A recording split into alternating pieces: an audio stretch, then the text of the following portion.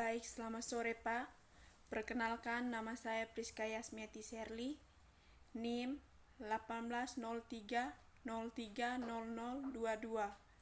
kelas A, semester 6. Di sini saya ingin menjelaskan bab kedua yang berjudul Peran Negara. Negara bangsa modern adalah kelompok yang berbagi sejarah, identitas, dan budaya. Dengan monopoli penggunaan kekuatan yang sah terkait dengan pengakuan wilayah tertentu dinasionalisasi sebagai kedaulatan oleh negara bangsa lain. Negara bangsa modern dengan struktur terpusat dan birokrasi yang rumit adalah inovasi manusia yang relatif baru. Sebelum bangkitnya negara, kewenangan ditentukan oleh hubungan kekerabatan atau agama ritual tanpa kelompok khusus yang ditugasi dengan ritual tanggung jawab pengambilan keputusan. Menurut Max Weber berpendapat bahwa negara adalah komunitas manusia yang mengklaim monopoli tentang penggunaan yang sah dari kekuatan fisik dalam wilayah tertentu. Negara kemudian memiliki kemampuan tertentu untuk membuat dan menegakkan hukum dan dijalankan oleh oposisi coupling dalam birokrasi negara. Singkatnya, negara memiliki kekuasaan atas kehidupan warganya, serta orang-orang yang saat ini tinggal di dalam perbatasannya. Yang berikut, monopoli. Negara memonopoli penggunaan kekuatan yang sah di dalam perbatasannya. Ini tidak berarti bahwa negara harus menggunakan kekerasan. Dominasi negara adalah bukti dibatasi oleh kemampuan untuk mengikuti pemerintah tanpa perlu menggunakan paksaan. Metafora sebelumnya tentang orang tua untuk memahami negara. Orang tua tidak selalu perlu mengancam anak-anak dengan pukulan untuk kepatuhan. Anak-anak biasanya patuh karena mereka menerima hak orang tua untuk menghukum, meskipun mereka tidak setuju dengan hukuman. Yang berikut, ada dua jenis kekuasaan negara. Yang pertama, despotik dan infrastruktur. Yang pertama, kekuasaan despotik adalah penggunaan kekuatan fisik atau pemaksaan yang dilakukan oleh militer atau polisi sebagai agen negara.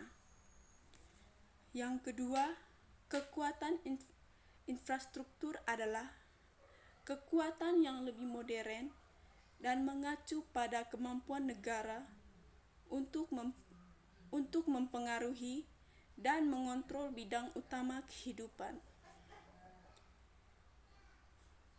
Yang berikut, peran negara.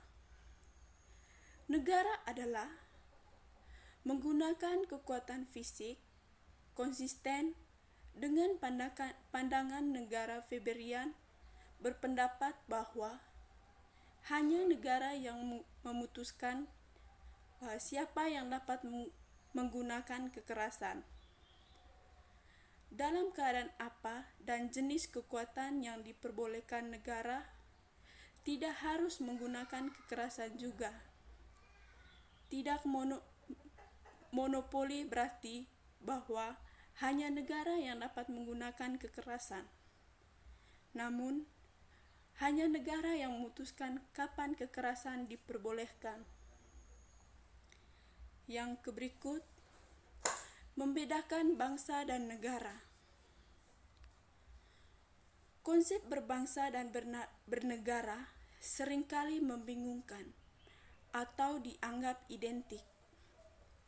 Konsep ini adalah berbeda sebagai bangsa mengacu pada budaya bersama, identitas, dan keinginan untuk penentuan nasib sendiri politik.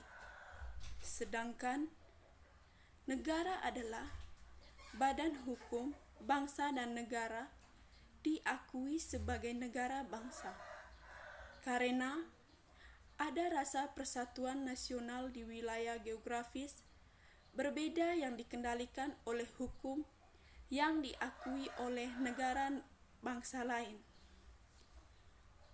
Politik sosiologi telah berkontribusi pada kebingungan ini dengan terlalu menekankan karakter organisasi negara dengan mengorbankan kepentingan bangsa. Nasionalisme adalah sebuah perspektif atau gaya berpikir atau gambaran dunia diintikan terletak gagasan bangsa yang kami pahami sebagai definisi masyarakat secara fundamental, setara, dan berdaulat. Dengan sentimen seperti ini, kami rakyat yang menangkap esensi bangsa, sedangkan bangsa dan negara seringkali terkait rasa kebangsaan bisa berdiri sendiri, di mana tidak ada negara seperti di Gaza. Yang berikut, berbagai bentuk negara dan bangsa.